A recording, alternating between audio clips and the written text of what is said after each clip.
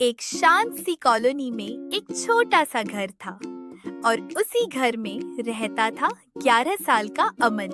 अमन एक साधारण सा बच्चा था, लेकिन उसे अपनी जिंदगी बिल्कुल भी रोमांचक नहीं लगती थी। रोज का होमवर्क, रोज की पढ़ाई, उसे सब कुछ उबाऊ लगता था। दीवार पर लगी घड़ी की हर टिक टिक उसे और भी धीमी लगती थी, जैसे समय थम सा गया हो। तभी माँ की आवाज आई, अमन, होमवर्क पूरा करो। अमन ने गहरी सांस ली। उस रात थोड़ी झुंझलाहट में अमन घर के पुराने स्टोर रूम में चला गया। वहाँ एक पुराना सा बक्सा रखा था जो धूल से ढका हुआ था। जैसे ही अमन ने बक्सा खोला, उसे एक अजीब सा रिमोट मिला जो हल्की नीली रोशनी में चमक रहा था। उस रिमोट को देखकर वह दंग रह गया। उस रिमोट पर केवल 3 बटन थे, बैक, फॉरवर्ड और पॉज। जिज्ञासा में आकर अमन ने फॉरवर्ड बटन दबा दिया। अचानक कमरा हिलने लगा। नीली रोशनी चारों ओर फैल गई और समय तेजी से आगे बढ़ने लगा। अमन के चारों ओर तेज हवाएं चलने लगी।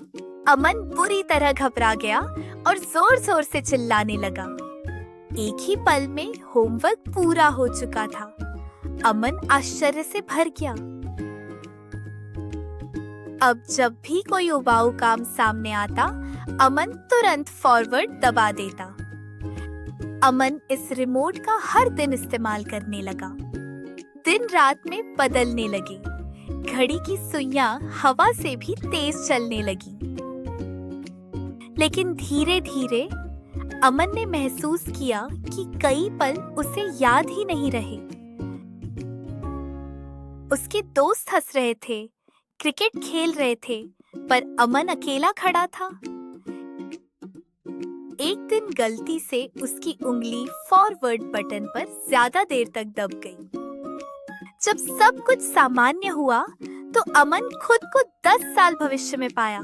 बड़ा घर, कई ट्रॉफियां, लेकिन कोई दोस्त नहीं।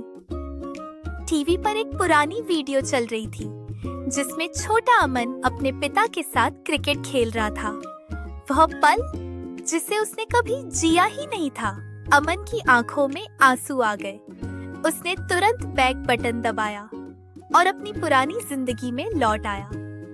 इस बार उसने रिमोट तोड़ दिया और मुस्कुराते हुए होमवर्क करने बैठ गया, क्योंकि अब वह समझ चुका था, जिंदगी को आगे बढ़ाकर नहीं, हर पल को महसूस करके जीना चाहिए। याद रखिए, जीवन का असली आनंद हर पल को जीने में है।